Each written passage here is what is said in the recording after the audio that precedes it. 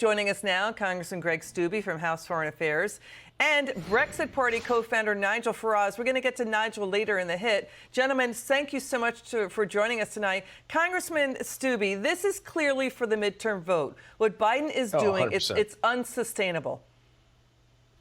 Yeah, 100%. I mean, the Strategic Petroleum Reserve is supposed to be used for war, for military vehicles, for emergencies like hurricanes that we just had here in the state of Florida. It's not supposed to be used for political motivations to try to lower what's going to happen with the cost of fuel and gas so that people aren't more inclined to vote for Republicans. It's so transparent that what they're doing that even the mainstream media is talking about the fact that they're doing it right before the midterms. We're 3 weeks before the midterms, and suddenly Biden feels the need to release this Strategic Petroleum Reserve to lower prices so that people aren't feeling the pain at the pump. It's only a small Band-Aid on what's going to happen. It's still not going to lower prices on the consumption that Americans have every single day. This can be stopped right now by the war that they have on domestic energy production, by reversing what they did on day one, allow the Keystone Pipeline to come in, allow for the domestic production of oil and gas, allow the reserves we have here under the ground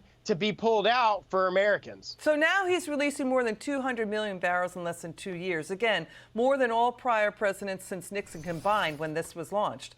I mean, U.S. oil production under Biden has yet to return to pre-pandemic levels of about 13 million barrels a day. It was boomeranging around. It's now about 1 million barrels short of that.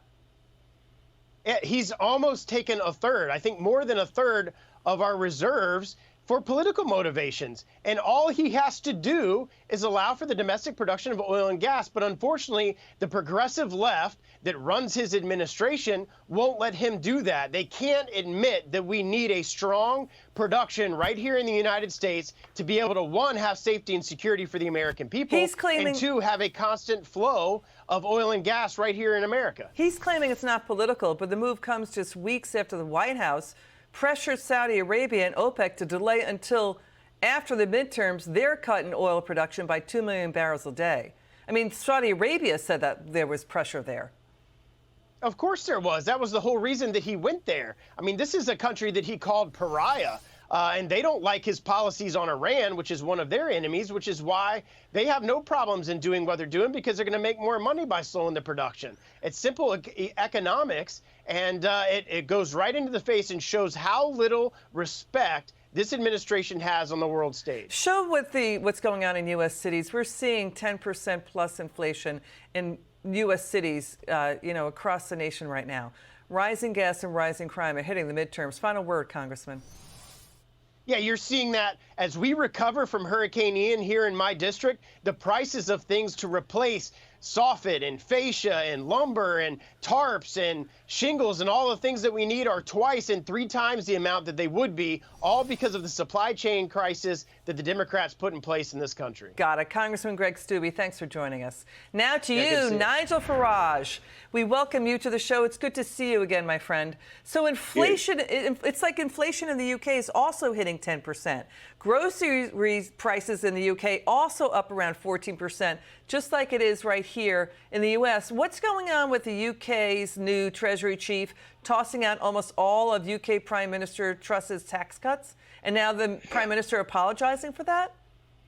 Okay, 2 things here. Firstly, inflation.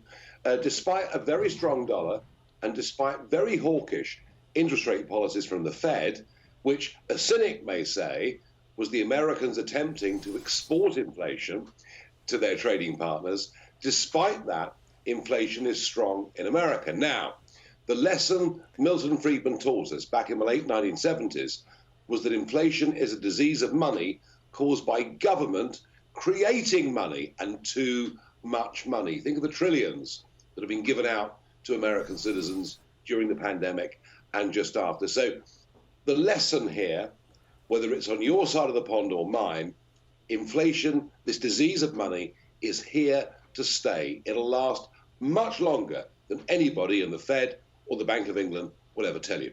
You know, go ahead, Nigel, finish your thought. Yeah, point 2. We have just been through the nearest thing to a political coup my country has ever seen. A new Prime Minister, a new Chancellor of the Exchequer attempted for the first time in 40 years to reduce the tax burden significantly, to ease regulation on sole traders, independents, and small businesses.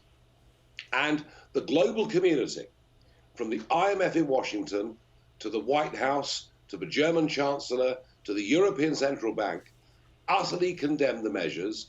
There was a run on the markets last Friday, and the Chancellor has been replaced by a pro-Chinese Communist Party, globalist, pro-EU Remainer in what is a leave country. It literally is a coup. He has reversed all of the incentives for small business, all of the tax cuts that were proposed. This is a globalist coup that has happened in the United Kingdom. I never thought in my life I would witness anything like it. It's quite striking. You know, the Prime Minister wanted to reverse, she wanted to unleash UK energy. And so that's been hitting the UK hard too. Final word, Nigel. We got to go in 10 seconds. Do you know what? Our energy crisis is desperate. Yours isn't too bad, but the fact that Biden is releasing your strategic reserves is idiocy when he could have carried on Trump's policy of making America a net energy exporter. Learn that lesson, vote the right way in 3 weeks' time. Nigel Farage, thanks for taking the time to spend time with us. It's good to see you again. You'll come back on again soon. Thanks for joining us.